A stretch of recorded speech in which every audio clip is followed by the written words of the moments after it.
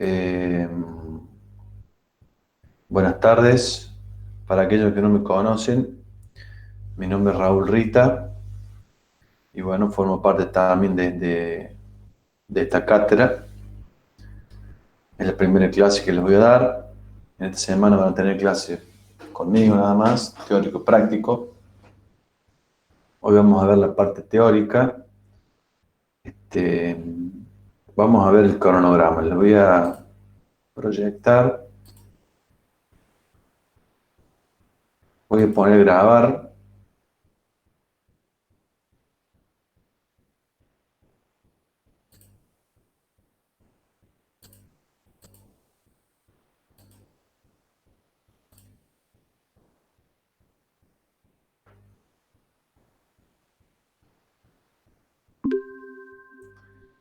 Bien, buenas tardes. Vamos a dar comienzo a esta clase del día 5 de abril del año 2021 de la asignatura Cálculo Estructural 1. Como les decía, les voy a mostrar el cronograma de clases. Hoy lo que tendríamos que estar viendo es la quinta clase sería, no, la quinta clase no, la quinta semana, y veríamos una introducción al método de la rigidez. Luego dentro del método de rigidez, vamos a estudiar estructuras reticuladas y dentro de lo que es método de rigidez aplicado a reticulados planos o estructuras reticuladas, bueno, vamos a ver las ecuaciones cinemáticas, cómo obtener la matriz de rigidez de una barra de un reticulado plano. Vamos a ver cómo se hace digamos, a partir de la matriz de rigidez de una barra, cómo se obtiene la matriz de rigidez asociada a la estructura, ¿sí? Y vamos a hacer una justificación de por qué se ensambla de la forma en que ensamblamos, ¿sí? Vamos a ver un par de ejemplos y lo vamos a ver también con un ejemplo cómo se tratan desplazamientos prefijados en el método de la rigidez, bueno, y cómo calcular fuerzas en las barras. ¿Está bien? Esto va a ser la clase de hoy y la clase que viene, que es el jueves, vamos a hacer algunos ejercicios más y les voy a presentar el trabajo práctico número 4. Bien, habiendo dicho eso, les muestro la presentación. ¿Todos ven la presentación? Sí, profe. Bueno, Sí, profe. entonces como les decía, vamos a ver el método de la rigidez, una introducción al método de la rigidez y luego vamos a particularizar el método a reticulados planos, ¿está? Les quiero aclarar una cosa.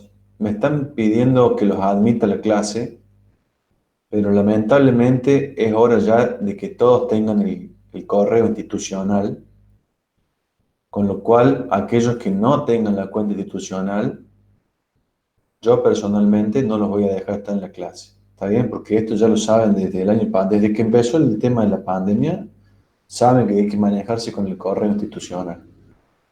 Entonces, si ustedes tuvieran el correo institucional, entrarían directamente a la clase como hace la mayoría.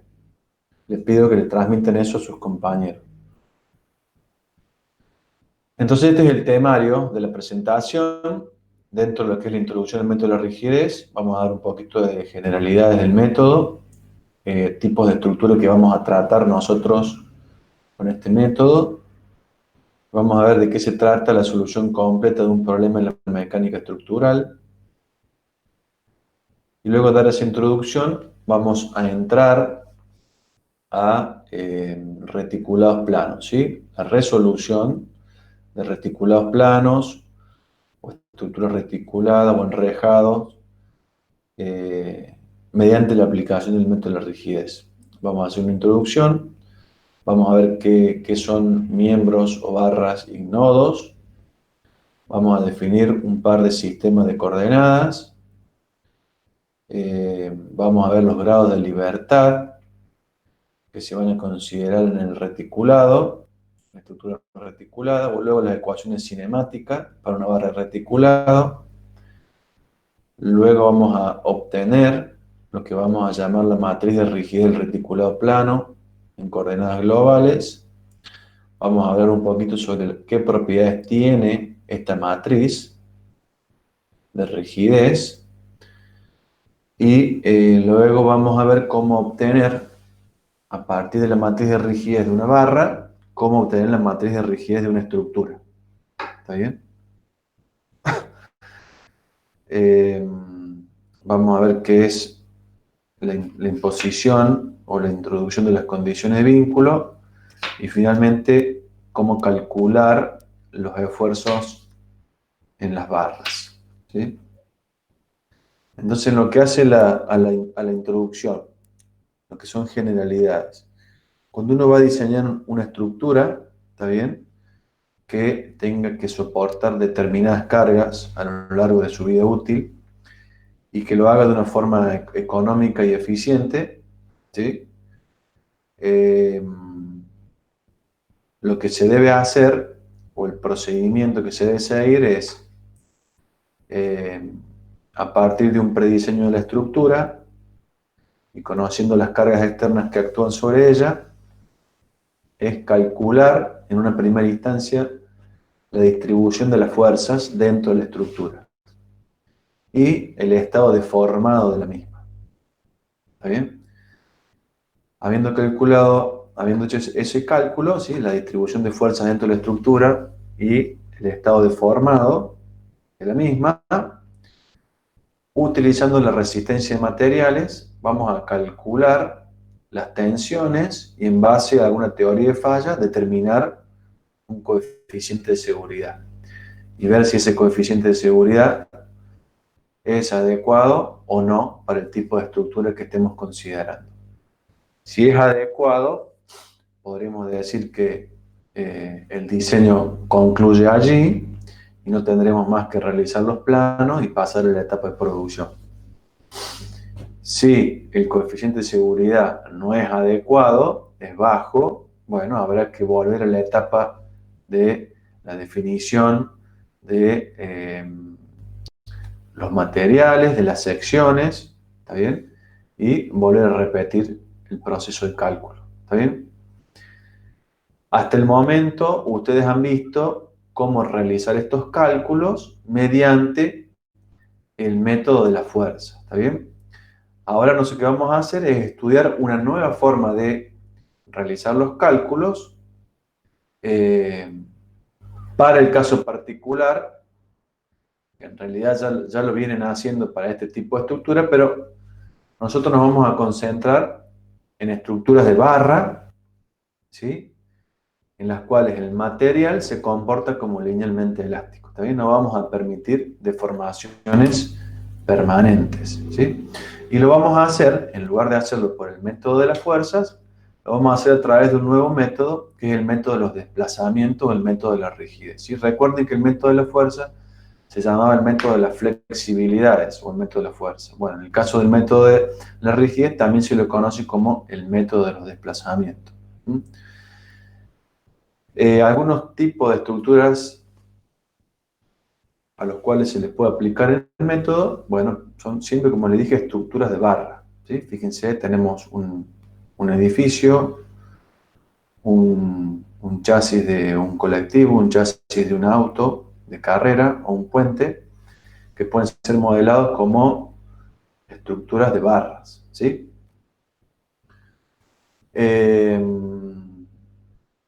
Los elementos que conforman una estructura, yo la puedo pensar que tiene una, dos o tres dimensiones.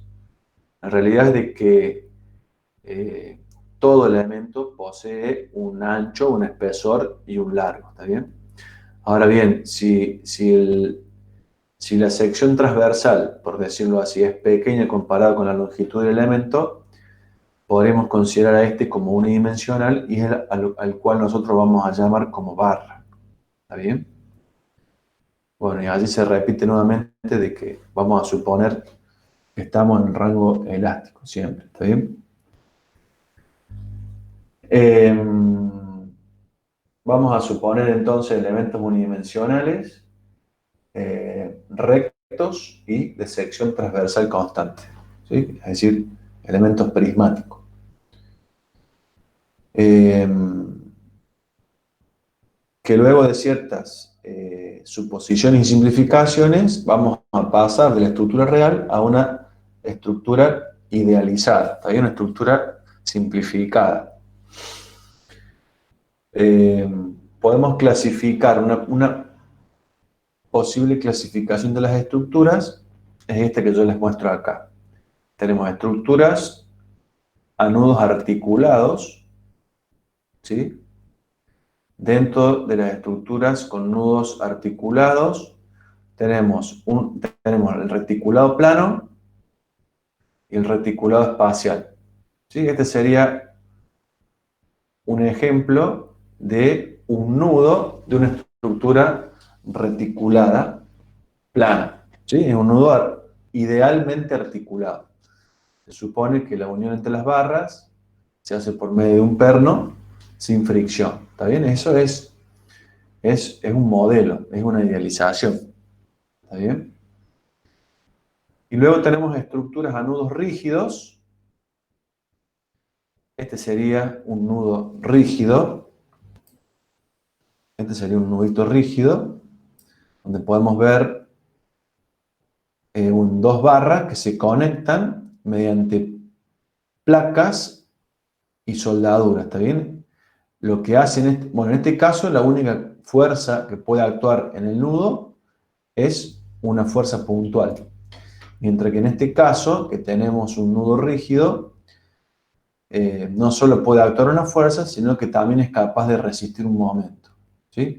En este caso, la rotación de los extremos de las barras coincide con la rotación del nudo, en este caso.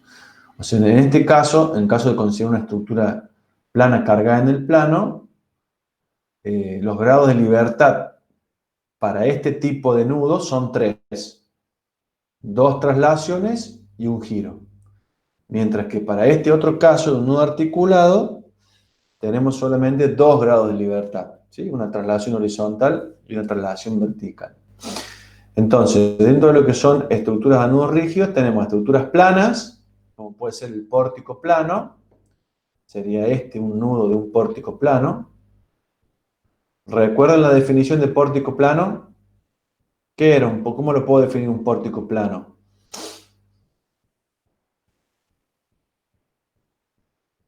Una estructura que tiene esos 3 grados de libertad que mencionaba recién y las cargas están en el plano de la estructura. Muy bien.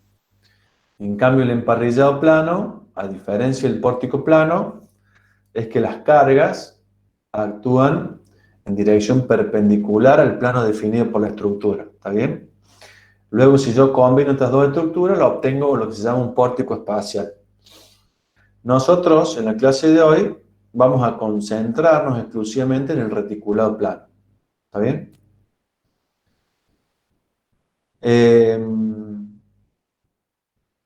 ¿Qué se entiende por solución completa de un problema estructural? Consiste básicamente en determinar la distribución de los esfuerzos en la estructura y los desplazamientos en cualquier punto de la estructura. ¿Está bien? Para lograr determinar los esfuerzos y los desplazamientos, vamos a tener que resolver o plantear en alguna de las etapas o del proceso ecuaciones de equilibrio, ¿sí? Sumatorio de fuerza igual a 0, sumatorio de momento igual a 0, condiciones de compatibilidad, ustedes ya han visto ecuaciones de compatibilidad en el método de la fuerza, relaciones constitutivas del material y condiciones de vínculo. ¿Está bien? En alguna etapa del proceso de cálculo vamos a tener que trabajar y resolver y plantear este tipo de relaciones. ¿Está bien? Ahora bien, sustituyendo unas ecuaciones en otras, se llega a un sistema a un sistema de ecuaciones que satisface estos 4 tipos de relaciones, ¿sí?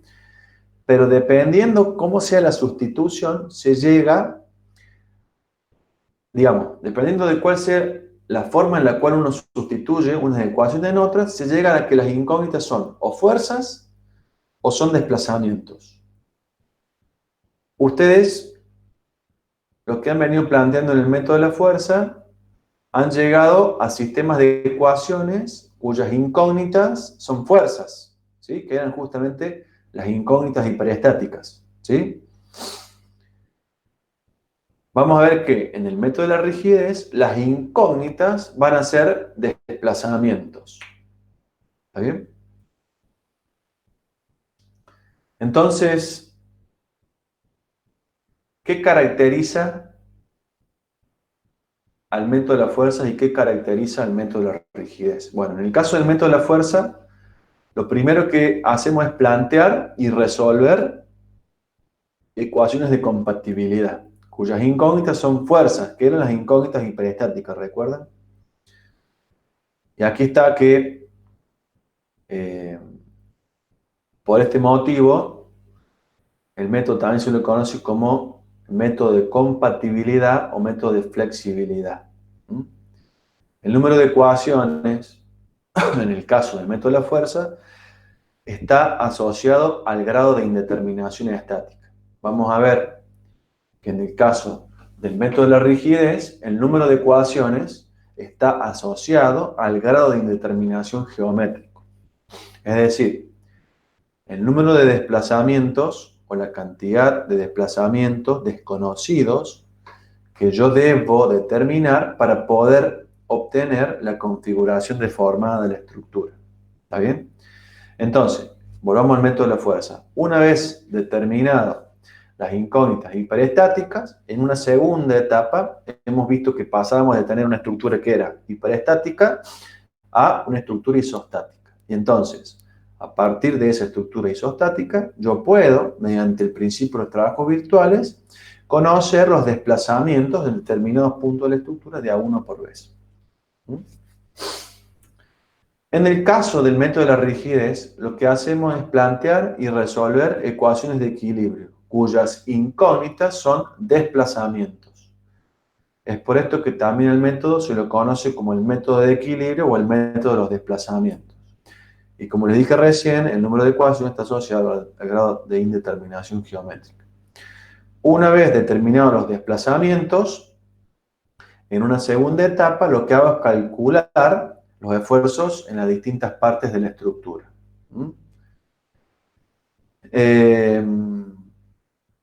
El método de la rigidez yo lo puedo utilizar, como está recuadrado allí en verde, tanto para resolver estructuras isostáticas como hiperestáticas. ¿Está bien? Y vamos a ver que mientras más hiperestática sea la estructura, más chico es el sistema que tengo que resolver. Mientras que en el método de la fuerza, bueno, por un lado se requieren procedimientos distintos si la estructura es o no hiperestática. Y por otro lado, mientras mayor es el grado de hiperestaticidad, mayor es el tamaño del sistema que tengo que resolver. Bueno,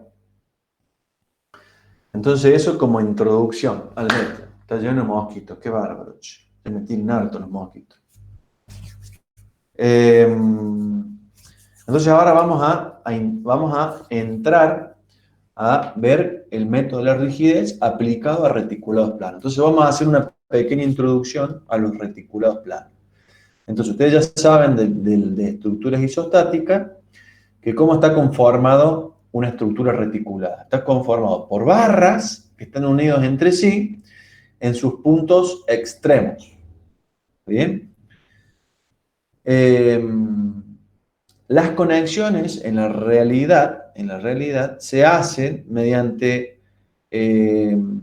tornillos o mediante remaches o mediante soldadura de las barras a través de placas auxiliares llamadas o placas de nudo o cartela, ¿sí?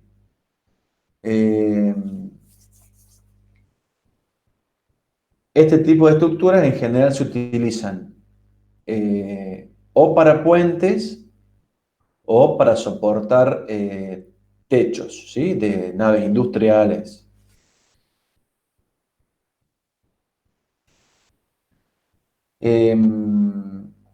Para poder diseñar las barras y las conexiones, lo que primero hay que hacer es determinar las fuerzas a las cuales está sometida cada una de las barras, ¿sí? Cuando la estructura está sometida a una determinada carga, ¿no? Para poder determinar las fuerzas en las barras, lo que se hace son dos hipótesis muy importantes, ¿sí? Que permiten pasar de esta estructura real, donde las barras tienen cierto grado de empotramiento en el nudo, a pasar a tener un nudo idealmente articulado, ¿sí? Y esas hipótesis son las siguientes. Por un lado, vamos a decir que las barras o los miembros están unidos entre sí por medio de pasadores lisos sin fricción. Eso por un lado. Y por otro lado, que todas las cargas se aplican exclusivamente en los nudos. ¿Está bien? A partir de estas dos hipótesis, cada barra se comporta como si fuese una barra biarticulada, como una biela. Y por lo tanto, las únicas fuerzas que actúan sobre la barra son fuerzas en dirección de la barra y son fuerzas de tracción o de compresión, como se muestra en la figura 4. ¿Está bien? Vamos a ver a qué se llama la identificación de los miembros y los nodos de la estructura. ¿Mm? Para poder aplicar el método de la rigidez, lo que hay que hacer es subdividir a la estructura en una serie de elementos componentes e identificar sus puntos extremos como nodos. ¿Está bien? Supongamos en la figura 4, acá me equivoqué en la figura, volví a poner el 4. Bueno, ya lo voy a corregir. Pero bueno, supongamos que sea la 4, porque de acá en adelante están todas mal. Ya después, cuando yo lo subo a la presentación, lo corrijo. En esta figura, en la figura de la izquierda, tenemos la estructura real, vamos a decir, ¿está bien? Y a la derecha tenemos el modelo de la estructura que vamos a resolver nosotros. ¿Sí? Fíjense, uniones articuladas, idealmente articuladas. Y entonces, en el caso de estructura reticulada, es muy simple identificar los miembros y los nodos. Los nodos son los puntos donde se unen dos o más barras, ¿sí? Eso sería un nodo. Y las barras, los miembros, son cada una de las barras que conforman a la estructura reticulada. Si van a ver que en el caso del pórtico no es tan directo la identificación de las barras y los nodos. Y muchas veces van a tener que decidir ustedes dónde poner un nodo y cuáles van a ser los miembros o las barras. ¿Está bien? Y van a ver ustedes que mientras más barras yo identifique o escoja, ¿está bien? Mayor va a ser el tamaño del sistema que hay que resolver. Y entonces lo que vamos a hacer es, vamos a identificar cada nodo, por ejemplo el nodo 1, donde está el apoyo, este de primera especie, o el nodo 2, o el nodo 3, lo vamos a identificar con un número encerrado en un círculo, en una circunferencia. Y cada miembro o cada barra que conecta dos nodos, lo vamos a identificar por un número encerrado en un cuadradito. ¿Está? Entonces, en este caso, tendríamos, fíjense, tendríamos 1, 2, 3, 4, 5 nodos y tendríamos 1, 2, 3, 4, 5, 6, 7 barras o 7 elementos. Vamos a definir dos sistemas de coordenadas. Un sistema coordenado global, o también llamado de la estructura, y para eso vamos a utilizar los ejes X e Y en mayúscula, y vamos a ubicarlo en general en algún nodo de la estructura. ¿Está bien? El origen. Y vamos a tratar en general de ubicarlo de modo tal que el resto de los nodos tengan coordenadas positivas. ¿Está bien?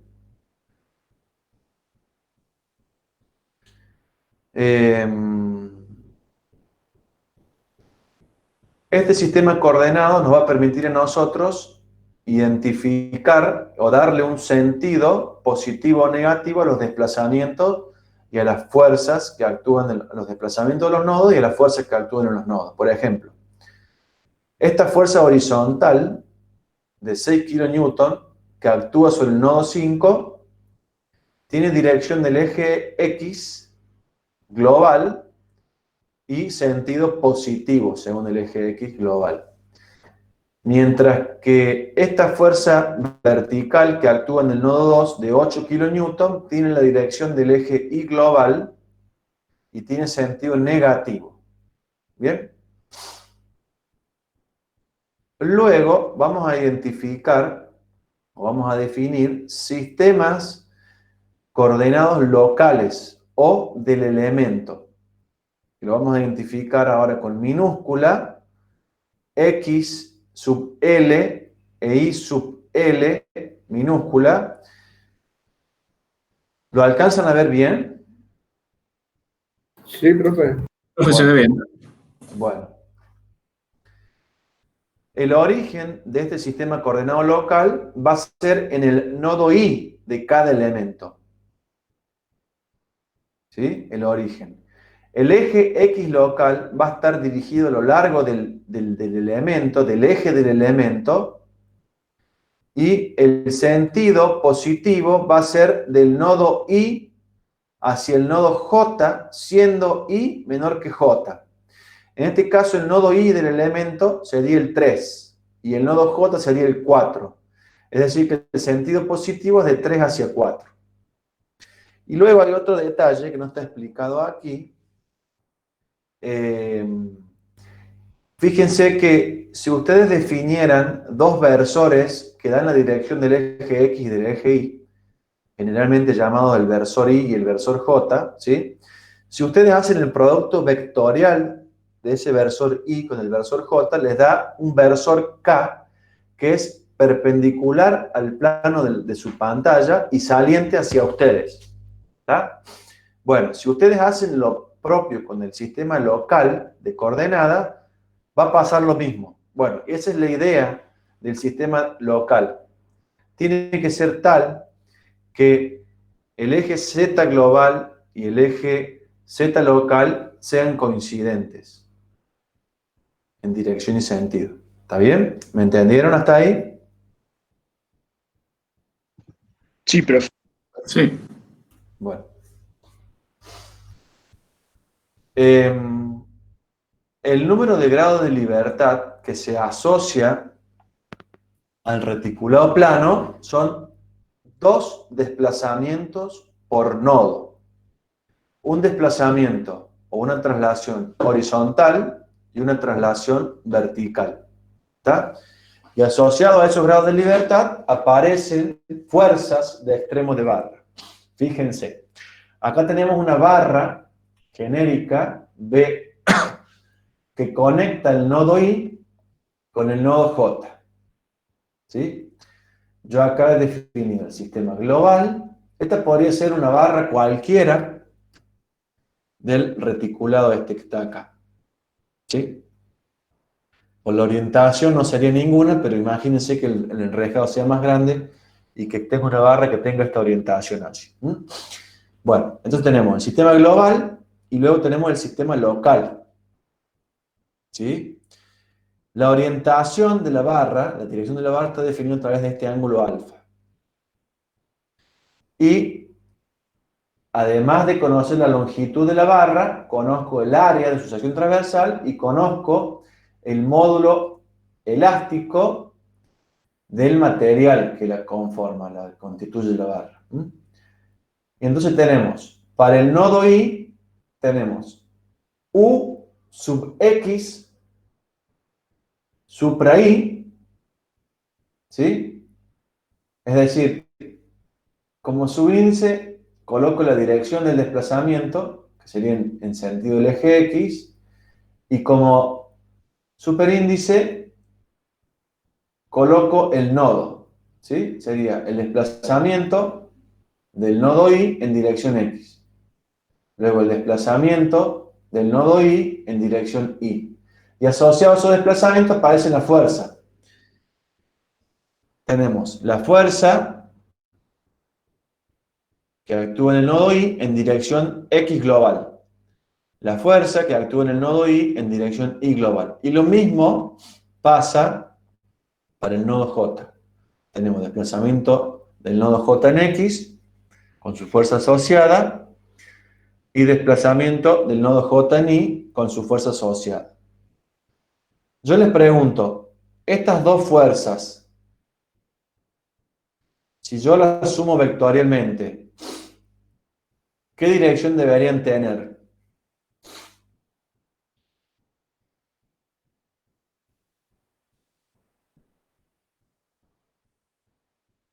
La dirección de la barra, ¿no? La dirección del barra. Claro, la dirección de la barra. Necesariamente tiene que tener la dirección de la barra. Bien. Vamos a ver ahora lo que se conocen como las ecuaciones cinemáticas para la barra del reticulado. Es muy importante en el método de la rigidez poder relacionar para este caso particular de la barra del reticulado, poder relacionar los desplazamientos que sufren los extremos de la barra con el alargamiento o el acortamiento de la misma. ¿Está bien? Porque si yo conozco el alargamiento, puedo calcular la deformación específica, axial. Y luego, con la ley de Hooke, puedo calcular la tensión normal. Y en consecuencia, puedo calcular la fuerza axial a la cual está sometida la barra. ¿Se entendió? Bien. Entonces, en la figura 7, esto lo tengo que corregir todo después del tema de la figura porque se mezcló una. A ver. Sí. En la figura 7 tenemos representado una barra en el plano. Una barra en el plano, barra que formará parte de una estructura reticulada. ¿Está bien?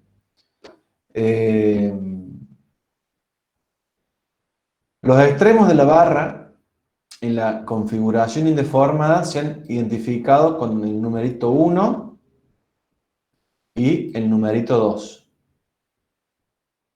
¿Sí? Entonces, esta sería la barra en la configuración indeformada. En esta configuración indeformada definimos los ejes locales, X e Y, y definimos un versor, que es este que está acá, que nos da la dirección de la barra en la configuración indeformada. Tenemos la longitud de la barra en la configuración indeformada y a partir del sistema coordenado global podemos posicionar los extremos de la barra, el nodo 1 y el nodo 2 de la barra, a través de estos vectores R1 y R2. ¿Está?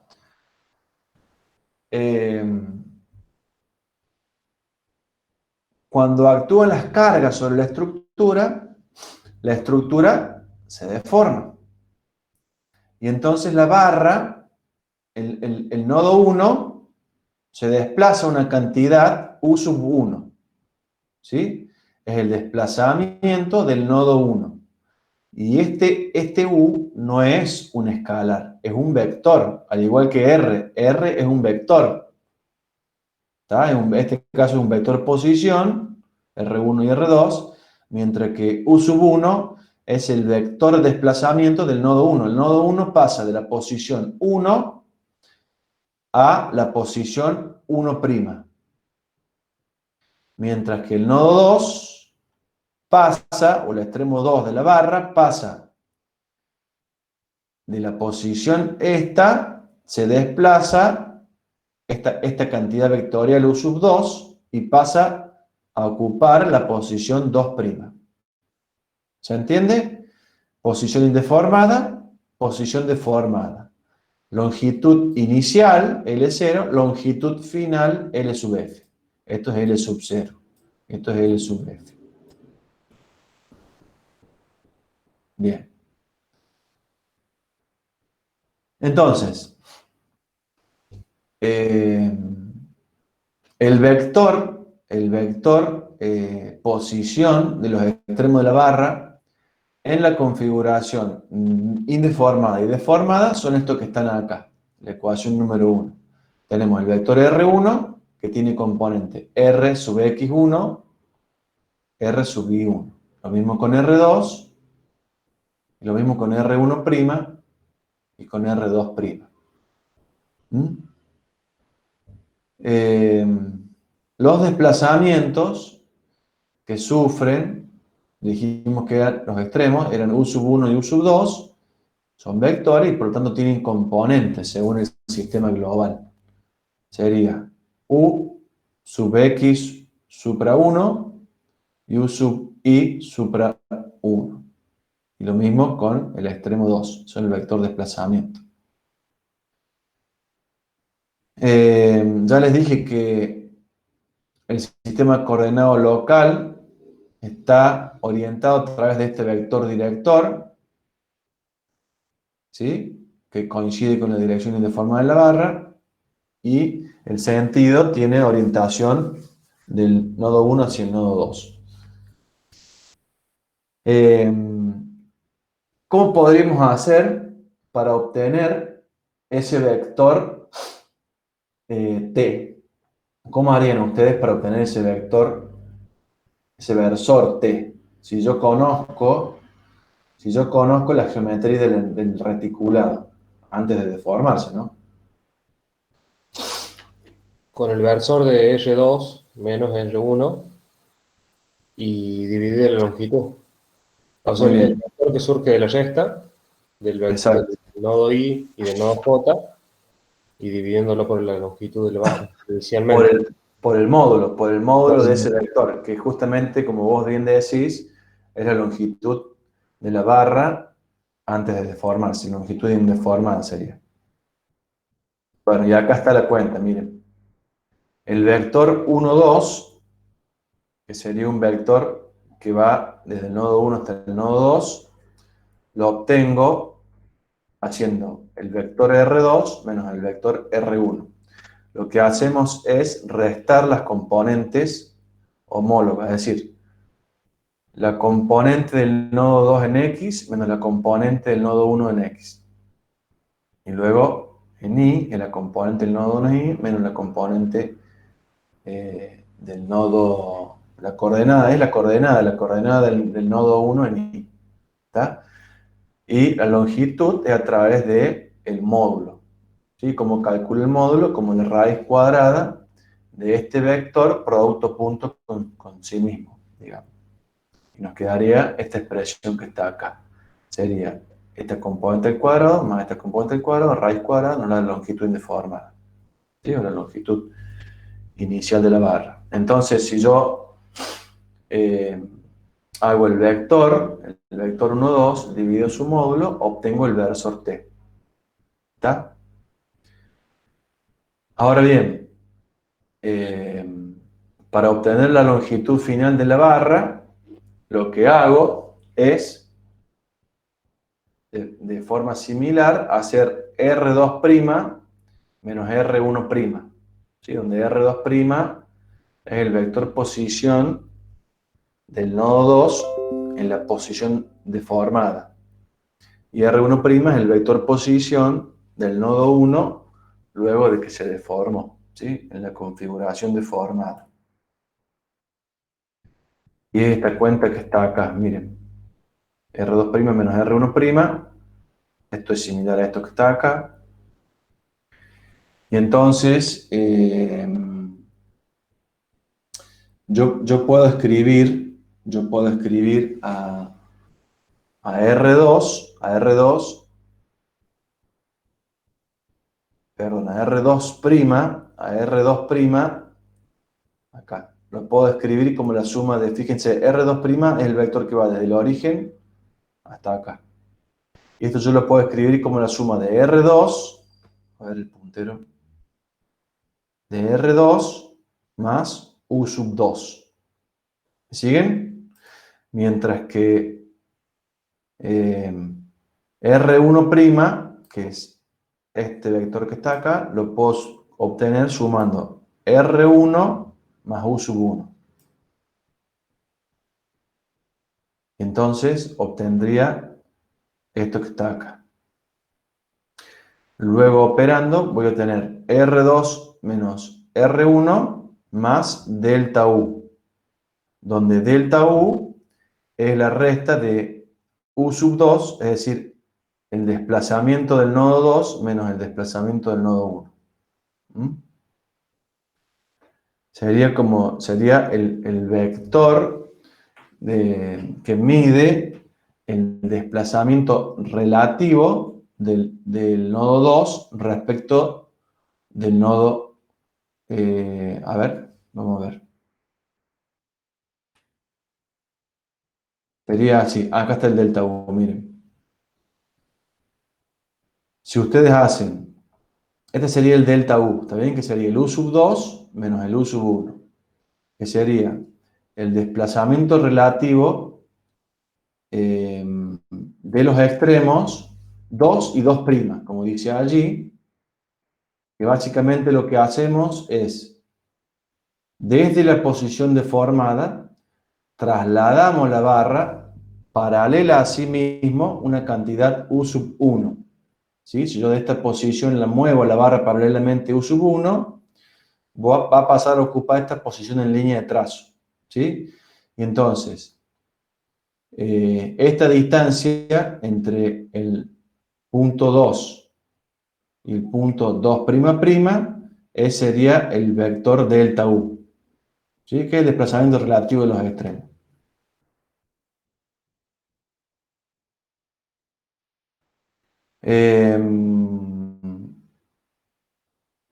Entonces, si yo quiero obtener la longitud final de la barra, lo que tengo que hacer, al igual que como hicimos para obtener la longitud inicial, es a este vector calcularle su módulo.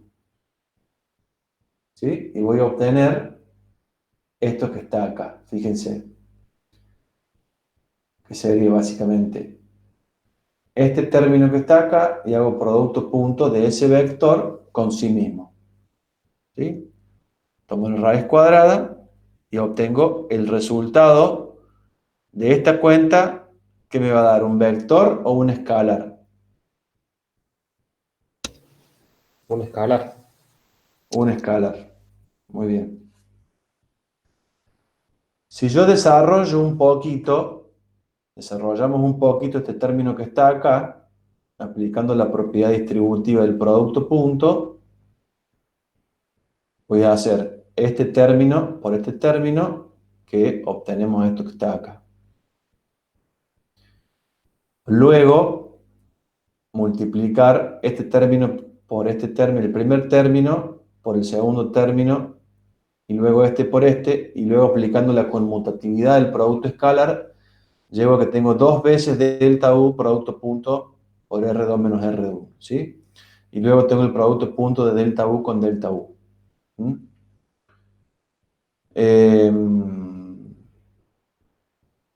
Luego, si se fijan, este primer término el producto punto de R2 menos R1 consigo mismo, si volvemos para atrás, acá está acá, fíjense, que sería la longitud inicial de la barra al cuadrado. Entonces yo podría, este término que está acá, reemplazarlo por la longitud inicial al cuadrado.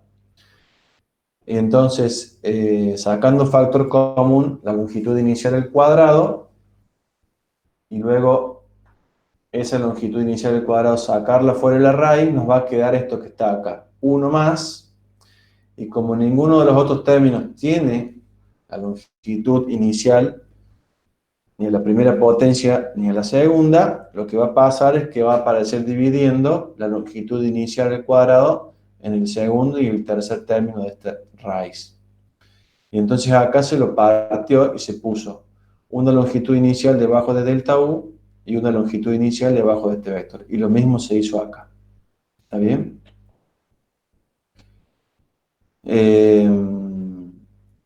Luego, este término que está acá, si recuerdan, era el versor en la dirección indeformada de la barra, ¿sí? Que era el vector R2 menos R1 sobre la longitud, que nos daba el versor T. Luego nos queda de esta forma, y si ahora yo el segundo y tercer término los llamo la letra minúscula Q, ¿sí? Fíjense que si yo asumo pequeñas deformaciones, pequeños desplazamientos, ¿sí? En consecuencia, si yo asumo pequeños desplazamientos,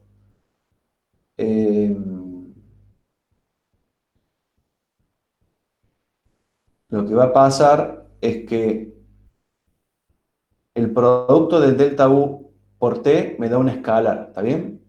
Que si el delta U es pequeño, este número, este numerito delta U producto punto con T va a ser un número chiquito y que al dividirlo por la longitud inicial va a ser un número más chiquito aún, ¿sí?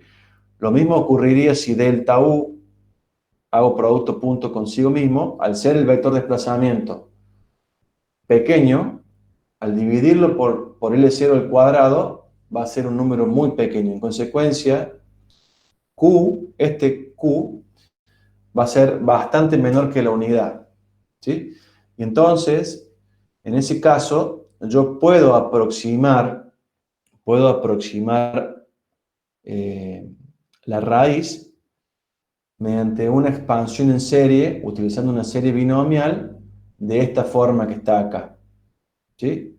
Podemos expandir esta función de esta forma que está acá, que es una serie de Taylor particular, ¿sí?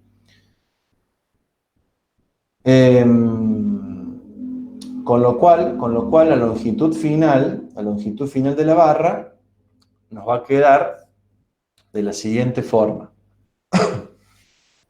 Fíjense que en este caso lo que yo estoy expandiendo es toda la raíz, porque yo tengo 1 más q a la n, donde en este caso n vale 1/2, ¿sí? Que es el índice de la raíz. Y entonces lo expandimos de esta forma que está acá, donde en este caso particular, bueno, hay que sentarse y hacer un poquito las cuentas, pero hay que sentarse y reemplazar, digamos, 1, acá estaría el 1, ¿está bien?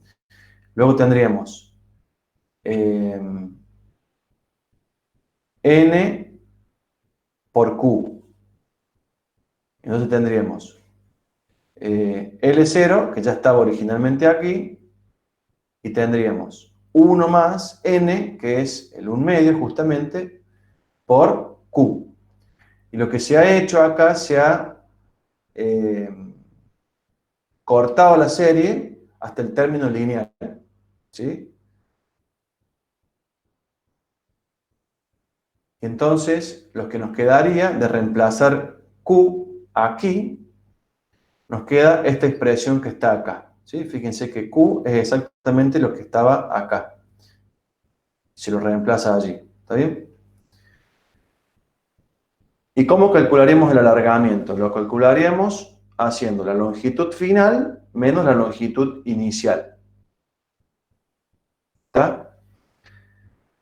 Pero como la longitud final es un cálculo aproximado, porque se ha despreciado el término no lineal, que es este que está acá, entonces vamos a llamar al alargamiento aproximado, E sub A. ¿Sí? Vamos a despreciar este término no lineal y nos vamos a quedar solamente con el primer término, que sería este que está acá. ¿Está?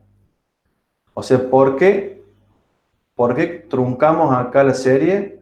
Porque con los primeros dos términos es suficiente la precisión o la exactitud que se alcanza y entonces podemos eliminar este término cuadrático, porque Q es muy chiquito, ¿está bien? Es mucho menor que 1. Entonces solamente con el término lineal, los primeros dos términos, es suficiente. ¿Mm? Luego lo que hacemos es despreciar este término que está acá. Que si uno hace un análisis, uno lo puede pensar que nosotros lo primero que hicimos aquí es suponer pequeños desplazamientos. Y eso nos permitió poder expandir en serie este término, el término de la raíz. Y luego, al eliminar este término, lo que estamos asumiendo son pequeños giros. ¿Sí? Pequeños giros. Porque si ustedes hacen el producto punto del delta U consigo mismo, lo dividen por la longitud, es como si fuera una rotación lo que están calculando, ¿está bien? Ustedes piensen en el radio y en el arco, bueno, es un giro. Si yo supongo pequeños giros, puedo despreciar este término que está acá, ¿sí? Entonces, el alargamiento aproximado, esta expresión que está acá, que es la que nosotros vamos a utilizar, que básicamente es calcular el desplazamiento relativo de los extremos y proyectarlo sobre la dirección de la barra en la configuración indeformada. Esta expresión 6 tiene la hipótesis de pequeños desplazamientos, pequeñas deformaciones específicas y pequeños giros. ¿Está bien? Y esa es la expresión que nosotros vamos a utilizar para calcular el alargamiento o el acortamiento de la barra. En caso de que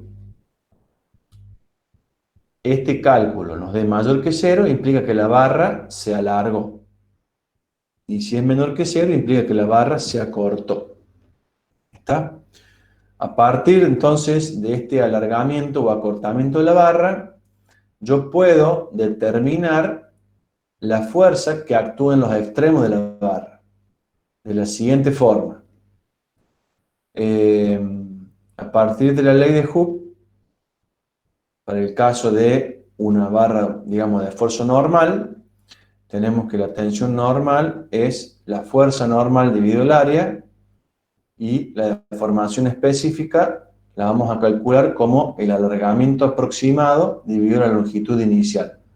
De acá podemos despejar cuánto vale la fuerza que actúa en la barra, como K, que la vamos a llamar la rigidez axial de la barra, y que se calcula haciendo esta cuenta, multiplicando el área por el módulo de Young, dividido la longitud inicial, multiplicado por el alargamiento aproximado, que básicamente es el delta U multiplicado producto punto con el versor T. ¿Sí? Este es un producto punto de dos vectores. Tengo que calcular el delta U por un lado y ¿cómo calculo el delta U?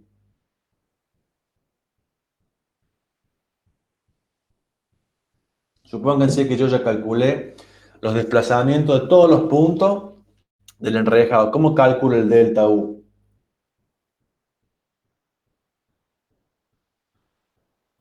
De una barra cualquiera. A ver, por ejemplo, quiero calcular el delta U de la barra 6. ¿Cómo hago?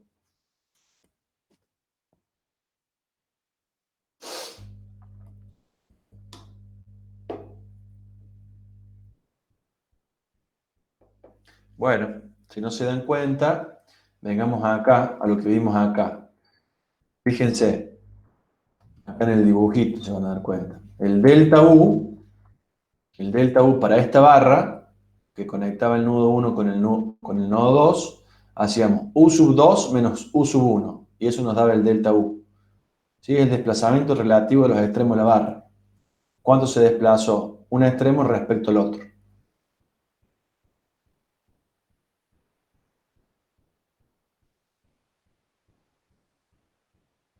Entonces, si yo quisiera calcular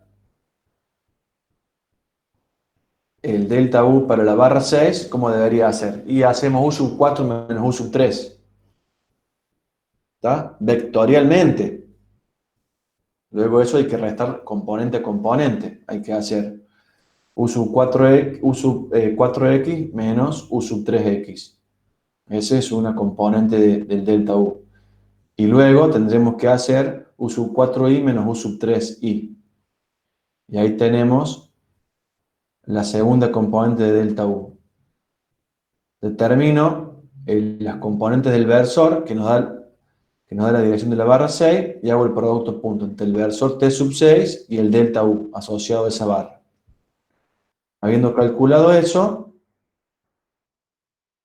calculan la rigidez axial de la barra, A por E sobre la longitud de la barra 6 y el área de la barra 6, porque podría ser que el enrejado tenga barras con distintas propiedades de la sección, incluso distintos materiales, por eso está el E ahí. Hacen la cuenta y obtienen las fuerzas de extremo de barra. Fíjense algo importante acá, es a partir del delta U, ¿cómo se obtiene el alargamiento real? El alargamiento real se obtiene el vector delta U, hago centro en A y lo hago rotar hasta que coincide con la dirección del eje X local, ¿sí? Entonces ahí me va a dar esta cantidad que está acá, E. Ese es el alargamiento real de la barra. Mientras que el alargamiento aproximado, E sub A, lo que hago es al delta U, en vez de girarlo, es proyectarlo, hacer la proyección, el producto punto del vector delta U con el versor T. ¿Sí? Ahí se ve la diferencia entre el alargamiento real y el alargamiento aproximado, que para pequeñas deformaciones y pequeños giros es prácticamente lo mismo. ¿Está? Bueno, vamos a ver ahora, a partir de esta relación que hemos obtenido, esta relación eh, entre los desplazamientos de los extremos de una barra y el alargamiento que sufre la misma, vamos a ver cómo podemos obtener la matriz de rigidez para una barra de una estructura reticulada. ¿Está bien?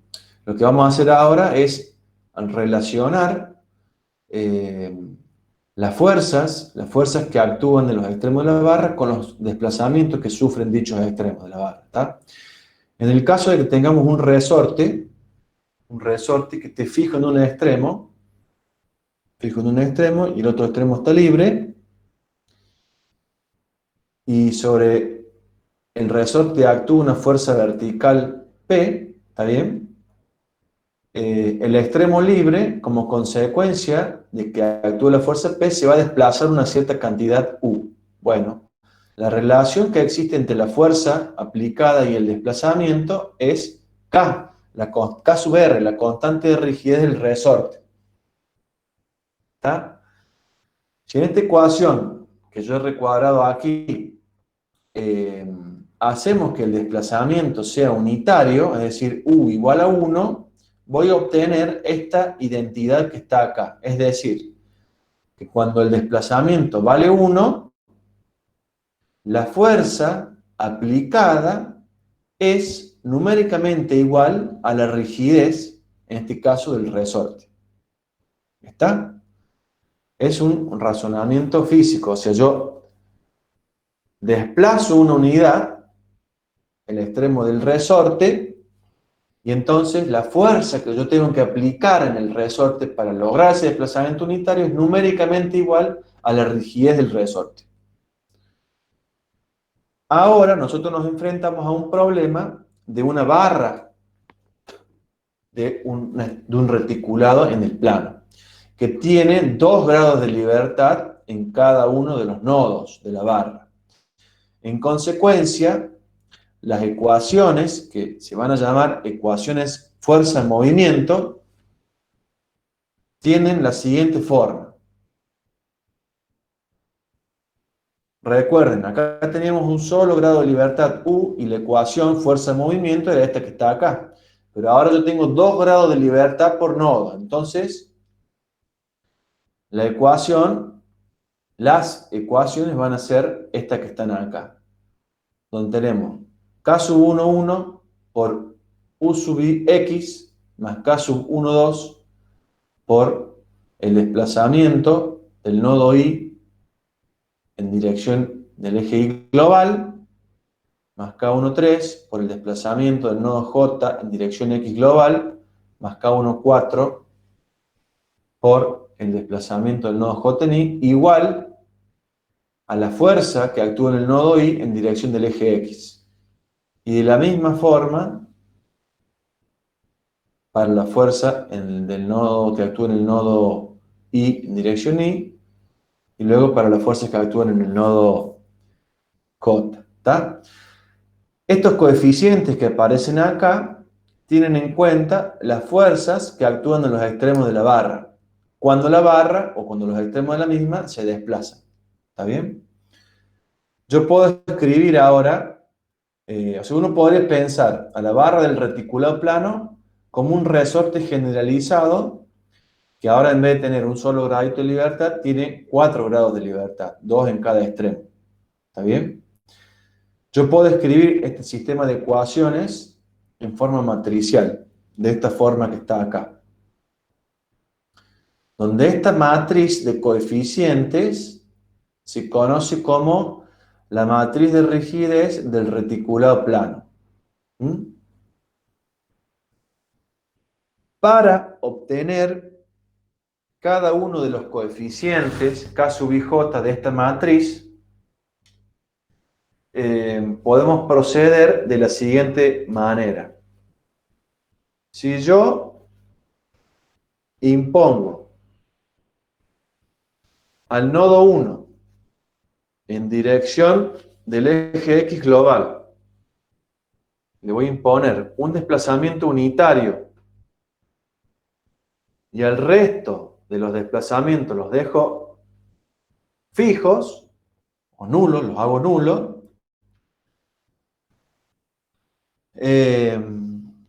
las condiciones de vínculo que tengo que imponer en los extremos son estas que están aquí. Fíjense, en el nodo 1, para poder lograr eso, coloco un apoyo de primera especie que me permita al nodo 1, o que le permita al nodo 1 desplazarse una unidad hacia la derecha, pero que no se mueva verticalmente, ¿está bien? Entonces, el desplazamiento del nodo 1 en X es 1 y en Y es 0. Mientras que el nodo 2 está fijo. Para eso agrego un apoyo de segunda especie. Y acá están los desplazamientos. En X y en Y son 0.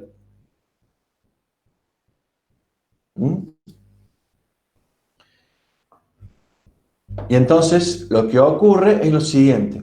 De la ecuación matricial anterior, de las ecuaciones de fuerza-movimiento anteriores, ¿qué va a pasar? Si yo a esta primer componente le doy valor 1 y el resto 0, yo multiplico, fíjense, K11 por 1, más K12 por 0, más K13 por 0, más K14 por 0, igual a F y X. Entonces lo que voy a obtener es que K11 es igual a F y X. Y lo mismo va a pasar con los restantes elementos de la primera columna. ¿Qué quiere decir esto? Los valores numéricos de los coeficientes de la primera columna va a ser igual a las fuerzas de extremo de barra que tengo que aplicar a la barra para mantener ese estado de desplazamientos prefijado o preimpuestos. ¿Se entendió? Entonces, para obtener la primera columna en la matriz de rigidez, hacemos 1, el desplazamiento en X del nodo 1, y 0, los restantes 3 desplazamientos de la barra. Y entonces lo que va a pasar es que los elementos de la primera columna en la matriz de rigidez van a ser numéricamente iguales a las fuerzas de extremo de barra que hay que aplicar en la barra 1 para mantener ese estado de desplazamiento, como dice allí, prescriptos. ¿Está? Bueno. ¿Cómo calcularían esas fuerzas de extremo de barra? Les pregunto yo, a ver si se dan idea. ¿Los casos BJ, profe? ¿O la fuerza? No, las fuerzas. Porque yo calculo la fuerza y entonces los K y J son numéricamente iguales a la fuerza. Pero ¿cómo van a calcular las fuerzas?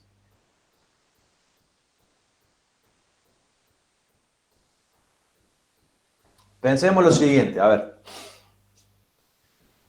Recapitulemos un poco. Si yo conozco los desplazamientos de los extremos de una barra, ¿yo puedo calcular el alargamiento aproximado de la barra? ¿O el alargamiento de la barra? Sí. Sí. Tengo que calcular el delta U y proyectar ese delta U Sobre T. sobre T, donde T es un versor. T es un versor que está ¿en qué dirección? De la barra. De la barra, pero ¿en qué configuración? ¿La deformada o la indeformada? En la indeformada. La indeformada. Entonces yo calculo el delta U, tengo T, calculo E. Y con E puedo calcular la fuerza que actúa en la barra. Sí. Sí, multiplicándola por A, dividiéndola por la longitud. Muy bien. Muy bien. Bueno, entonces eso es lo que vamos a tener que hacer. Fíjense. Tenemos la fuerza, fíjense que acá dice F sub X. ¿Por qué F sub X? Porque es la fuerza en la dirección del eje X local de la barra. ¿Está? ¿Cómo la calculamos? Hacemos, como dijo su compañero, la rigidez axial de la barra, que es A por E sobre L, por el escalar que resulta de hacer delta U por T. ¿Cómo calculo el delta U? Ya vimos. Hacemos el desplazamiento del nodo 2 en X menos el desplazamiento del nodo 1 en X. Para la componente en X del vector delta U. Y la componente en Y hacemos U2i menos U1i.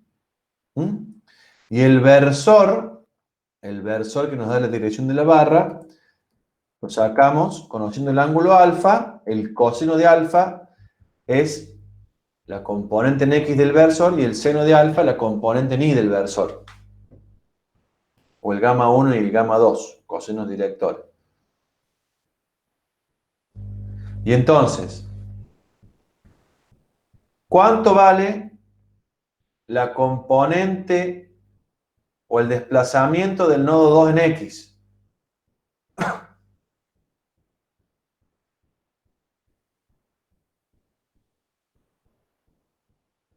Cero, profe. 0.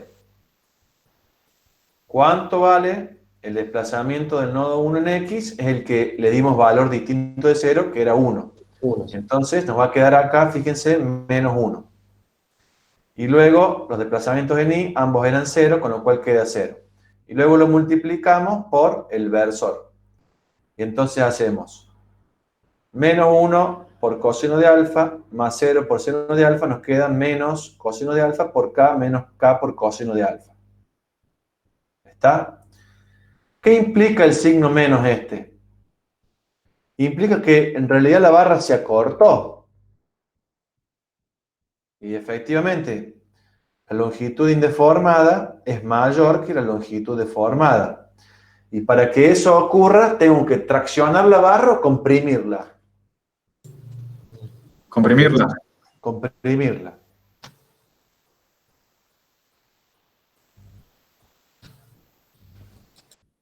En consecuencia,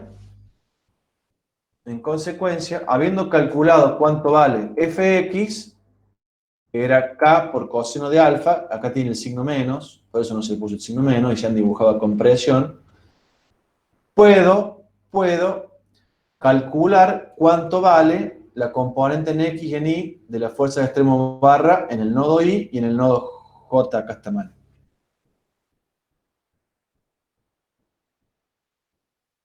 Acá no lo puedo corregir, bueno. Después lo corrijo. Se dan cuenta que acá está mal, acá tiene que ser J. Después yo lo corrijo antes de subirlo en la presentación. Entonces, la componente en X será fx por coseno de alfa, es decir, k por coseno de alfa por coseno de alfa. Y la componente en Y será k por coseno de alfa por seno de alfa. Y que son las cuentas que están acá, fíjense. K, coseno de alfa y las restantes cuentas que están acá. Entonces, fíjense que la primera columna en la matriz de rigidez queda definida de esta forma que está acá. Si uno repite un razonamiento totalmente análogo, podemos deducir las restantes columnas de la matriz de rigidez. Por ejemplo, si yo quiero tener la segunda columna, los desplazamientos que vamos a imponer o a prescribir son estos que están acá. Al nodo 1 le doy un desplazamiento unitario en dirección del eje y 0 a los otros. Y repetimos el mismo procedimiento. Luego, para obtener la tercera columna, al nodo 2 le damos un desplazamiento en X unitario y el resto 0. Y repetimos el procedimiento. Y luego, para obtener la cuarta columna, lo que hacemos es dar un desplazamiento unitario al nodo 2 unitario en dirección y 0 a los restantes 3 desplazamientos. Y de esa forma vamos a obtener los 16 coeficientes de la matriz de rigidez de una barra de reticulado que tiene una orientación arbitraria. ¿Sí? Y la orientación está definida a través de este ángulo alfa, que nos da el versor director de la barra. ¿Está?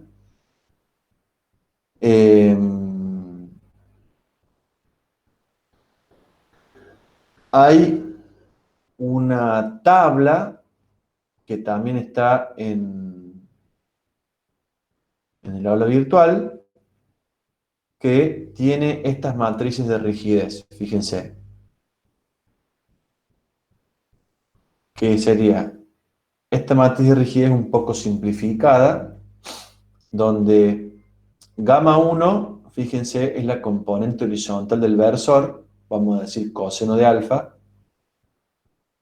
Si alfa es el ángulo que forma la barra con horizontal, y gamma 2 es el seno de alfa. Entonces, de esa forma queda un poquito más simplificada. Acá no hay que confundirse.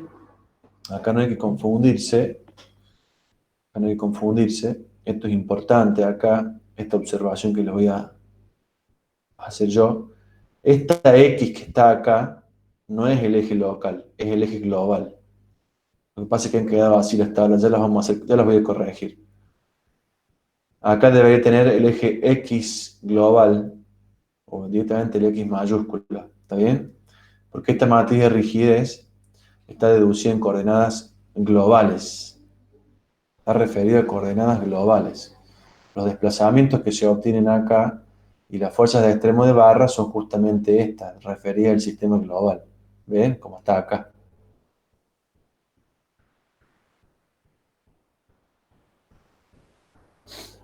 Entonces, fíjense que cada una de las columnas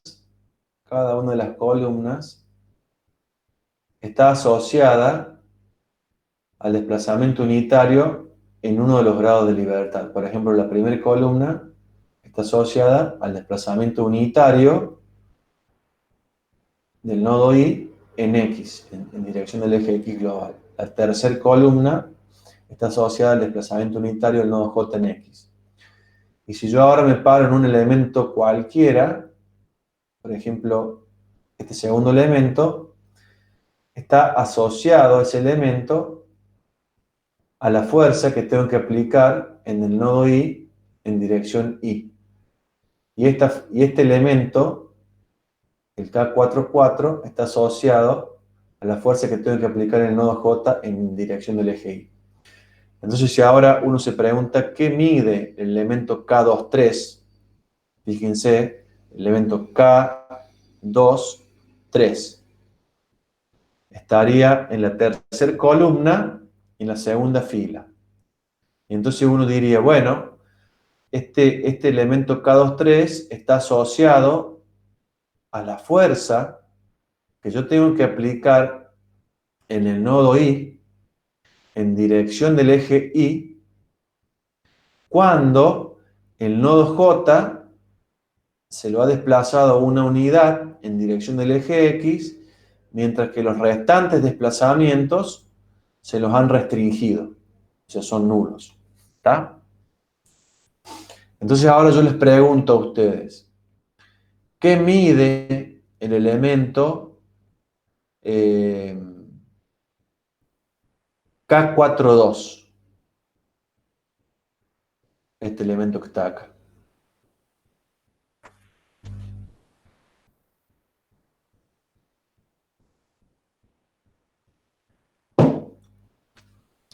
¿Qué mide el elemento K42? Debería ser la fuerza en el nudo J, en la dirección I global, cuando el desplazamiento en el nudo I en X en Y es 0 y el desplazamiento en J del nudo en la dirección X también tiene que ser 0. Claro. O sea, está bien lo que dijiste que es la fuerza que hay que aplicar en el nodo J en dirección Y global cuando el desplazamiento del nodo I en Y es 1 y los restantes son 0. Así sería. Otra cosa importante de notar es que los elementos de la diagonal principal son positivos. Son todos positivos. Y eso es justamente porque la fuerza que hay que aplicar en un nodo para desplazar una unidad, ese nodo en dirección del eje X, por ejemplo, tiene que ser positiva. ¿Está bien? Por eso es que resulta positiva la fuerza. O sea, la fuerza que tengo que aplicar, por ejemplo, en el nodo Y, en dirección Y, para lograr un desplazamiento unitario en esa dirección y sentido, tiene que ser positiva la fuerza. Tiene que tener dirección y sentido del eje Y positivo. ¿Está bien? Por eso es que es diagonalmente positiva. Es positiva. Todos los elementos de la diagonal principal son positivos. Luego, hay otras matrices de rigidez que han sido particularizadas. Esta matriz que está acá es para cuando la barra está dirigida según el eje X global, ya sea en sentido positivo del eje X o sentido contrario. ¿Por qué es la misma matriz? Y porque gamma 2 es 0, gamma 2 es 0, y fíjense que acá el gamma 1 va siempre al cuadrado. ¿Está bien? Entonces, la matriz es la misma. Lo mismo pasa cuando está en dirección del eje Y. Sea que esté dirigido según el eje positivo del eje Y o negativo, la matriz es la misma. ¿Está? Les quiero aclarar y les repito que esta X que aparece acá debería ser esta X mayúscula, no minúscula. ¿Mm? Bueno. ¿Qué propiedades tiene la matriz de rigidez del reticulado plano? Bueno, el primer punto dice de la ecuación 12, es decir, de esa ecuación, podemos ver que la tercera fila es igual a la primera fila cambiada de signo. Y efectivamente, fíjense que la tercera fila es la primera cambia de signo. Lo mismo ocurre con la segunda y la cuarta. La segunda y la cuarta, una es la otra cambiada de signo. Y después la segunda es igual a la primera multiplicada por gamma 2 sobre gamma 1. Fíjense, la segunda es la primera, si yo acá multiplico por gamma 2 sobre gamma 1, me queda este término que está acá. Y lo mismo ocurre con los restantes términos. En consecuencia, esta matriz de rigidez tiene una única fila o una única columna linealmente independiente. En consecuencia, la matriz de rigidez del reticulado es singular y el sistema no tiene solución única. Y eso es porque la barra de reticulado se puede mover como cuerpo rígido.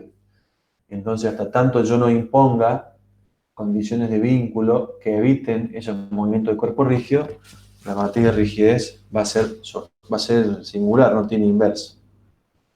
Por otro lado, la matriz de rigidez simétrica, que eso es una consecuencia del teorema de reciprocidad, que más adelante se va a ver. Y por otro lado, la matriz de rigidez de la barra, nos brinda una descripción completa de las características elásticas de la barra y de la dirección de la misma. ¿Está?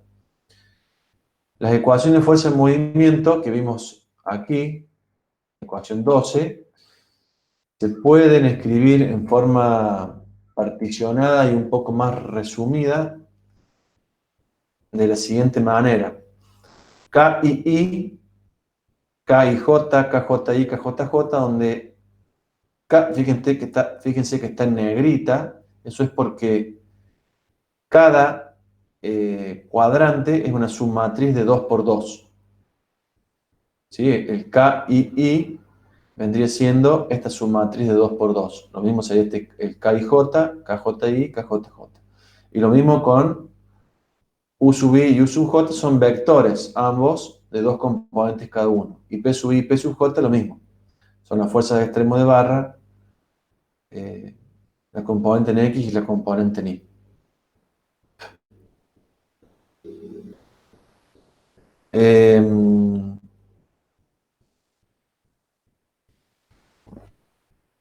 Bueno, ahora vamos a entrar a ver cómo obtenemos la matriz de rigidez de una estructura reticulada, o sea, de un reticulado plano. O sea, a partir de la matriz de rigidez de una barra, cómo obtener la matriz de rigidez del reticulado plano. Vamos a definir como grado de libertad geométrico o simplemente como grado de libertad a los desplazamientos que uno tiene que prescribir, no prescribir, sino determinar o calcular para poder conocer la configuración deformada de la estructura. Vimos que para el caso del reticulado teníamos 2 grados de libertad por nodo. Entonces, el número de grados de libertad de un enrejado va a ser igual a 2 veces el número de nodos menos el número de condiciones de vínculo, o sea, de las restricciones que introducen los vínculos.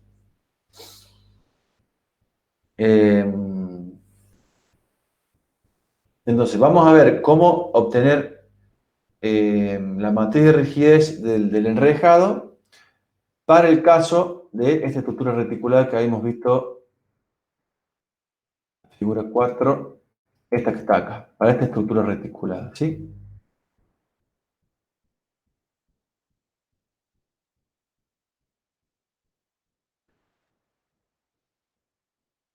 Entonces, a la hora de obtener la matriz de rigidez del conjunto, en este caso recordemos que tenía 5 nodos, en consecuencia, el tamaño de la matriz de rigidez de la estructura va a ser de 10 por 10. ¿Mm? Entonces hay dos aspectos importantes. Por un lado son las características elásticas y orientación de cada barra, que eso viene, digamos, resuelto por la matriz de rigidez de la barra, y por otro lado es la forma en la cual se conectan las barras. Cómo se van conectando las barras, que sería la topología del el reticulado. Entonces, lo que vamos a hacer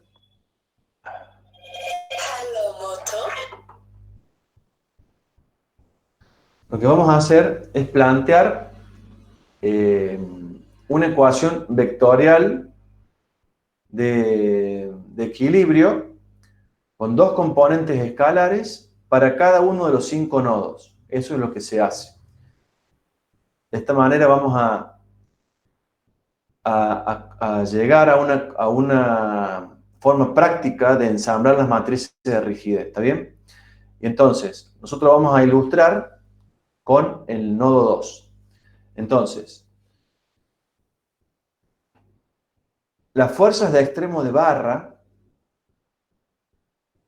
de las barras que concurren al nodo 2, equilibran la fuerza externa que actúa en ese nodo. Es decir, existe entre las fuerzas de extremo de barra que actúan en el nodo 2 y la fuerza externa una identidad vectorial. O sea, hay una identidad entre las fuerzas de extremo de barra, de todas las barras que concurren al nodo 2 y la fuerza externa. Es decir, que si yo sumo vectorialmente la fuerza de extremo de barra y la fuerza externa, me tiene que dar 0. ¿Sí? Tiene que haber un equilibrio en el nodo 2. Y ese equilibrio lo expresamos de la siguiente forma. Tenemos el extremo J y el extremo I de la barra 1. Y en consecuencia tenemos la fuerza de extremo de barra J de la barra 1. Acá está, fíjense. Fuerza de extremo de barra del extremo J asociado a la barra 1, más, para el caso de la barra 2, tenemos que el nodo 2 sería el nodo I y el nodo 3 sería el nodo J. Entonces tendríamos la fuerza de extremo de barra del extremo I de la barra 2, estaría acá, más entonces la fuerza de extremo de barra del nodo I de la barra 2. Luego para la barra 4 tendríamos la fuerza de extremo de barra del nodo I de la barra 4 más la fuerza de extremo de barra del nodo I asociado a la barra 5. Tiene que ser igual a la fuerza externa actuando en el nodo 2, que yo le llamé acá P2. ¿Sí? Esta es la ecuación de equilibrio que se tiene que dar. Es una identidad vectorial entre las fuerzas de extremo de barra de todas las barras que concurren en el nodo 2 con la fuerza externa que actúa en el nodo 2. ¿Sí? Eso por un lado. Y por otro lado, tiene que existir una compatibilidad en los desplazamientos. Es decir, los desplazamientos de todos los extremos de barra que concurren al nodo 2 tiene que ser igual al desplazamiento del nodo 2.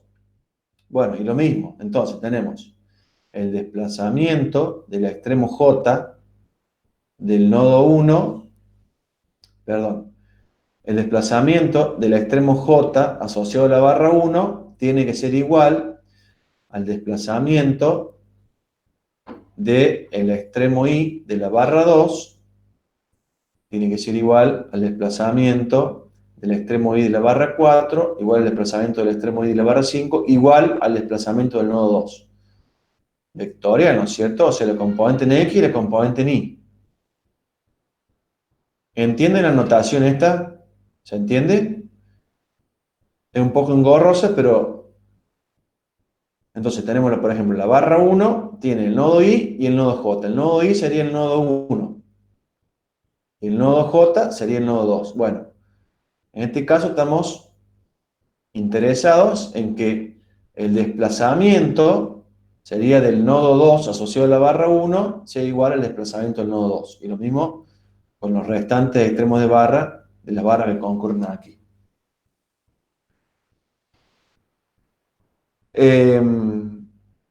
Esta ecuación vectorial de equilibrio,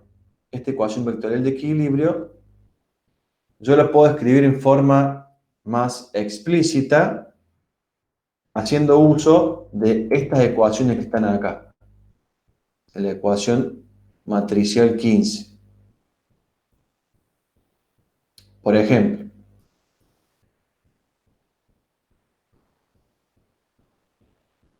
la fuerza de extremo de barra del nodo J asociado a la barra 1, si yo vengo para acá, sería el P sub J, es igual a ¿qué?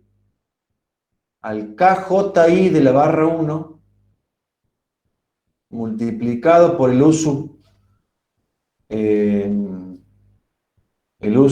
I de la barra 1 más el KJJ asociado a la barra 1 multiplicado por el U sub J asociado a la barra 1. Y eso es igual al P sub J. Bueno, y eso es lo que se ha escrito acá, fíjense. PJ de la barra 1 es esto que está acá. Más el P sub I asociado a la barra 2, tic, tic, venimos acá y escribimos KI de la barra 1 por U sub I de la barra 1 más KIJ de la barra 1 por U sub J de la barra 1 igual a P sub I de la barra 1. Bueno, perdón, no es de la barra 1, es de la barra 2. Bueno, y lo mismo se hace con el P sub I de la barra 4 y el P sub I de la barra 5. Ahora bien, ¿qué es el U sub I de la barra 1? El U sub I de la barra 1 es el U sub 1. Sí, ¿alguien quiere preguntar algo? No, iba a responder que era el desplazamiento del nodo I vectorialmente, digamos, tiene dos componentes, o debería tener dos componentes. En este caso, ¿Cuál? ¿Esta que te estoy marcando acá? sí, profe. Exactamente, exactamente. El desplazamiento, en términos vectoriales, el vector desplazamiento del nodo I asociado a la barra 1 es justamente el vector desplazamiento que nos da las componentes en X y en Y del desplazamiento del nodo 1. Luego, el vector desplazamiento del nodo J es justamente el U sub 2. Luego, y así, con los restantes desplazamientos. El desplazamiento en Y de la barra 2 es el U sub 2. Vector U sub 2. El J, el 3, y así con los restantes. Luego lo que se puede hacer es sacar factor común. U sub 1 por un lado, U sub 2, U sub 3, U sub 4 y U sub 5. Bueno, y eso es igual a P2, ¿no? Es la ecuación de equilibrio vectorial. Entonces, nos quedaría esta forma que está acá, la ecuación 16. Bueno, esta expresión 16, ustedes imagínense que la matriz de rigidez de todo este reticulado es de 10 por 10, la matriz de rigidez, es de 10 por 10, 10 filas y 10 columnas. ¿Por qué? Porque yo tengo 5 nodos, 2 desplazamientos por nodo, y entonces tengo una matriz de 10 por 10. Entonces, en el vector de desplazamientos tendré U sub 1x, U sub 1y, U sub 2x, U sub 2y, U sub 3x, U sub 3y, U sub 4x, U sub 4y, U sub 5x, U sub 6y. Entonces, esta ecuación vectorial, que corresponde a dos ecuaciones escalares, justamente representan la tercera y la cuarta ecuaciones del sistema S de 10 por 10. ¿Sí? ¿Se dan cuenta que esta ecuación 16 corresponde a la tercera y a la cuarta ecuación de equilibrio de la matriz esa de 10 por 10? Sí, profe. Bueno, fíjense que yo acá lo escribí la matriz de rigidez de toda la estructura. Fíjense que tenemos los 5 nodos, 1, 2, 3, 4, 5, 1, 2, 3, 4, 5, donde cada cuadrante, ¿qué dimensión tiene? Cada cuadrante de esto. 2 por 2, profe. De 2 por 2. De 2 por 2. Y entonces tenemos el vector U sub 1, que tiene dos componentes. El vector U sub 2 también, 3, 4 y 5 también. Y entonces, a partir de acá, fíjense, me aparece el KJI de la barra 1, que aparece acá, multiplicando a U sub 1. Luego, toda esta suma que está acá, multiplicando a U sub 2, me aparece acá. Luego, el KIJ de la barra 2, multiplicando por U sub 3. El KIJ de la barra 5, multiplicando a U sub 4. Y el KIJ de la barra 4, multiplicando a U sub 5. ¿Está? Y luego el término del lado derecho, tendré las fuerzas externas o reacciones de vínculo. O sea, yo lo que tengo que hacer es el diagrama de cuerpo libre del reticulado. Y entonces tendré en el nodo 1, en X, nada. Y en Y, R1I. La reacción en Y, en el nodo 1. Acá está, R1I. Luego, en el nodo 2, en X, nada.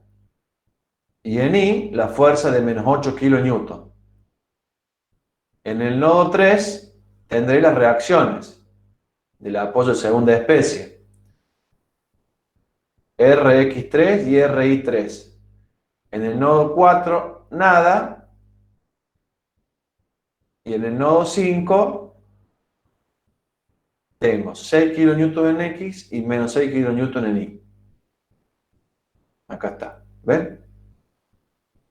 Entonces, sobre la diagonal principal es el elemento 2, 2, digamos, que en realidad es una submatriz de 2 por 2. Se suman, en la diagonal siempre se suman la contribución de las barras que concurren al nudo. ¿Está?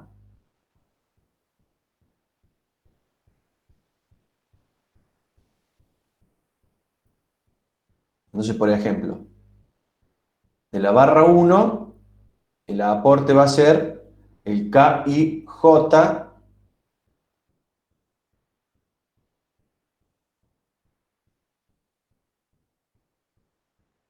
A ver, perdón. De la... Ay, se me hace lío.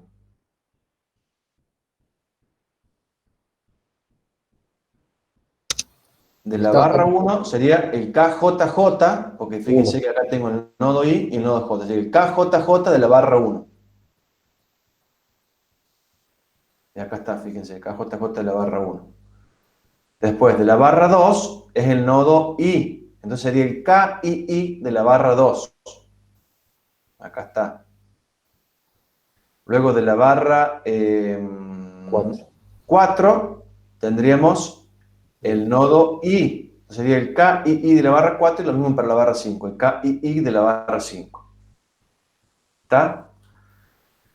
Entonces, esto nos muestra una forma sistemática de cómo ensamblar las matrices de rigidez. Fíjense, si yo quiero ensamblar en la matriz de rigidez de la estructura una barra arbitraria que une el nodo I con el nodo J, lo que tengo que hacer, estas son sus matrices de 2 por 2, ¿sí?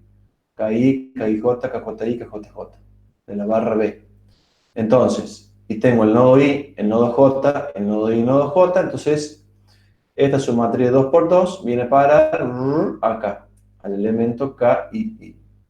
¿Sí? Submatriz de 2 por 2. Luego el KIJ viene a parar acá, el KJI acá y el KJJ acá. ¿Está? De esa forma se van ensamblando las matrices de rigidez de cada una de las barras. Por ejemplo, si yo les preguntara, ¿dónde ensamblarían la barra 6?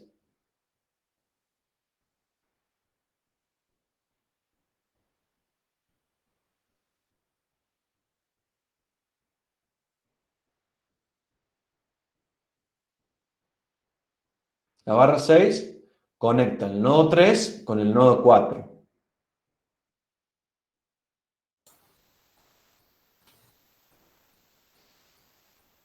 Y entre fila y columna 3 y 4. Entonces, iría 3, 3, 3, 4, 4, 3 y 4, 4. ¿Está?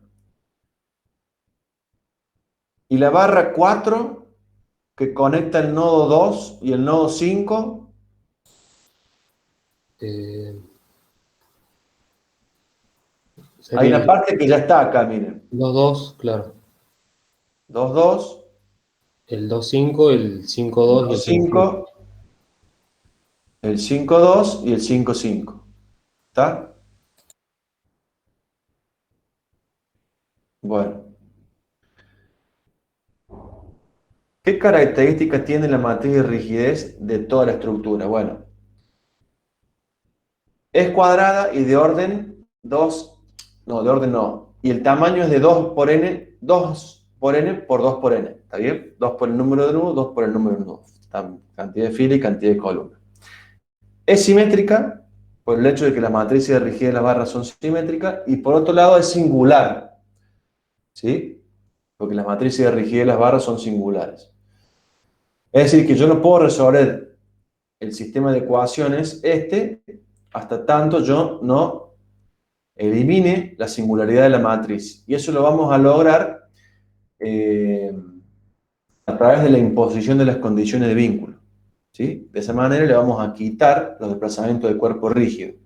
Y para eso, como mínimo, tenemos que imponer 3 condiciones de vínculo adecuadamente colocadas, ¿no? O sea,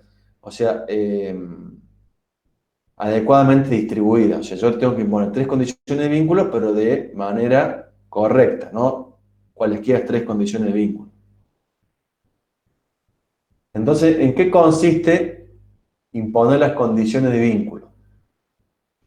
Nosotros hasta ahora ya utilizamos las relaciones constitutivas al principio, las ecuaciones de equilibrio y las ecuaciones de compatibilidad. Solamente resta imponer las condiciones de vínculo. Habíamos visto que en el nodo 1 tenemos un apoyo de primera especie y en el nodo 3 un apoyo de segunda especie. En consecuencia, conocemos 3 de los 10 desplazamientos. Conocemos el desplazamiento en Y del nodo 1 y el desplazamiento en X y en Y del nodo 3 son 0, los 3 desplazamientos esos.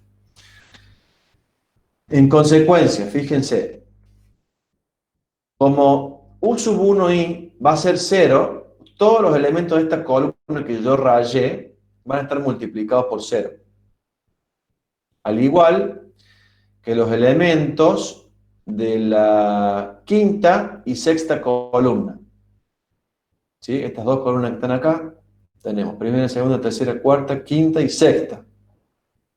Están multiplicados por 0, en consecuencia yo las puedo eliminar. Las elimino a la fila, a las columnas esas. O sea, a las columnas las elimino. Y a las correspondientes filas, es decir, a la segunda fila y a la quinta y sexta fila, las voy a descartar momentáneamente. ¿Por qué las voy a descartar? Y porque no conozco el lado derecho. La segunda fila no conozco cuánto vale R1i. En la quinta no conozco cuánto vale R3x y en la sexta no conozco cuánto vale R3i. ¿Sí? Entonces las descarto.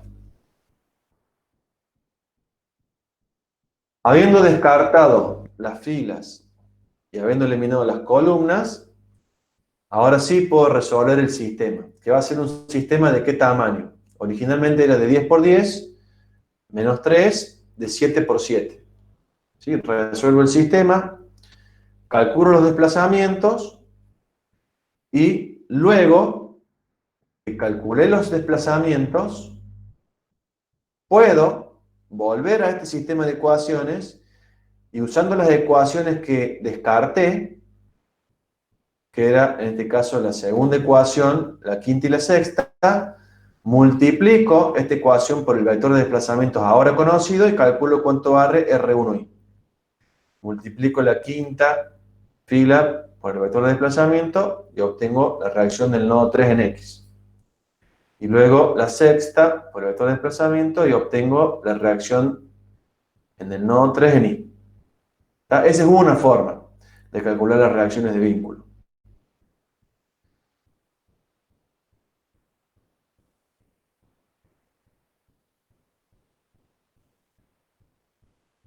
Bueno, ¿qué hora es? Las 9. Bueno, vamos a terminar de ver esto y hacer un recreadito. Una vez que calculamos los desplazamientos, tenemos que determinar los esfuerzos, ¿sí? Tenemos dos alternativas. En realidad hay tres, yo les voy a mostrar dos, que son las que más se utilizan. Por un lado, hacer lo que ya venimos viendo hasta recién, calcular el alargamiento o el acortamiento de la barra, calculando el delta U, escribiendo el versor T de cada barra, haciendo el producto punto y multiplicando por la rigidez axial de cada una de las barras, ¿sí? Hacemos el delta U, acá está explícitamente cómo se calcula el delta U, U sub J menos U sub I, acá están las componentes, el versor T se lo he indicado como gamma 1, gamma 2, gamma 1, gamma 2, y luego cómo calculamos el alargamiento, y luego cómo calculamos la fuerza de extremo de barra, como la rigidez axial, que se calcula así, por el alargamiento. Y acá está la forma explícita, que es la 19, para calcular la fuerza. Si este valor resulta positivo, implica que la barra está traccionada, ¿sí? Si es negativo, que está comprimida. Y otra forma de hacerlo es utilizar las fuerzas, digamos, las ecuaciones de fuerza en movimiento de la barra, ¿sí? De la barra.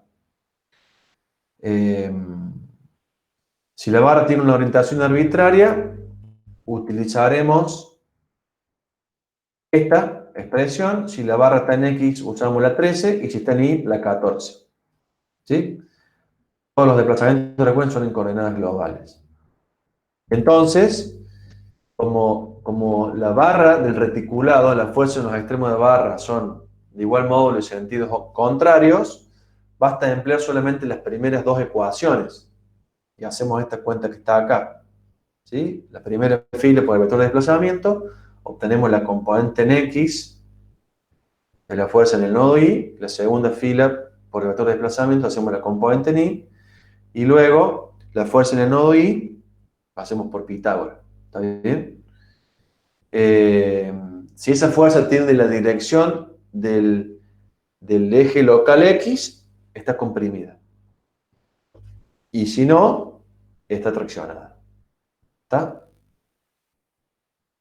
Bien. ¿Tienen alguna duda hasta acá? Sí, Sí. una consulta ahí, porque el F sub I, en ese caso, siempre nos estaría dando positivo. Tenemos que contrastarlo con el valor del F sub I, o sea, el F supra I sub X, y ver si entre los dos como quedan componiendo el F sub I de la fuerza en el extremo de la valla. De ahí sacamos si está comprimiendo o traccionando. ¿Por qué decís que la componente ni siempre va a ser positiva? Porque viene a ser una raíz cuadrada. A justo donde tiene el mouse, el puntero, de esa ecuación siempre me tendría que dar positivo. Espérate. De esta ecuación. De la que está en recuadrado, sí. No, claro, porque este es el módulo. Sí, por eso digo. Entonces el signo nos está dando las dos ecuaciones de arriba, las 20. Exactamente. Vos tenés que ver el sentido de la componente en X y el sentido de la componente en Y. Porque Listo. sería así, mira. Yo te voy a hacer un dibujito acá.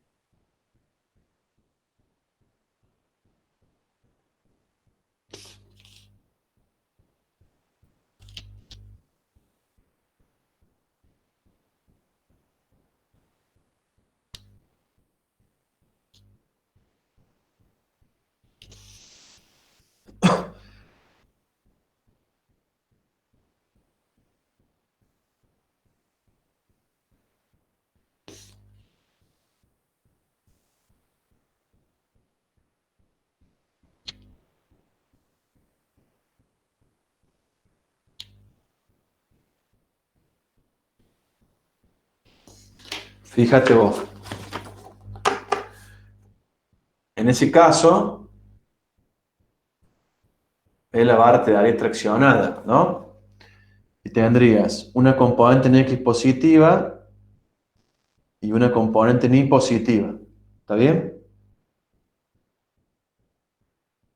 ¿Se alcanza a ver o no? Tiene que subir un poquito más la hoja. Ahí. Ahí está bien. ¿Ven? La componente en X y en Y son positivas y entonces la barra está traccionada. Para esa barra que yo dibujé ahí, ¿no? Entonces, hay que ver el sentido que tiene la componente en X y la componente en Y para deducir si la barra está traccionada o comprimida. Perfecto. Bueno, vamos a hacer, si a ustedes les parece bien, un recreo de unos 15 minutos y entonces vamos a ver un par de ejemplos y luego vamos a ver el tratamiento de desplazamientos prefijados. ¿Les parece bien que hagamos un recreo de 15 minutos hasta las 9:30? Sí, profe, Sí, perfecto. está Sí, bien. profe. Bueno, nos vemos entonces a las 9:30.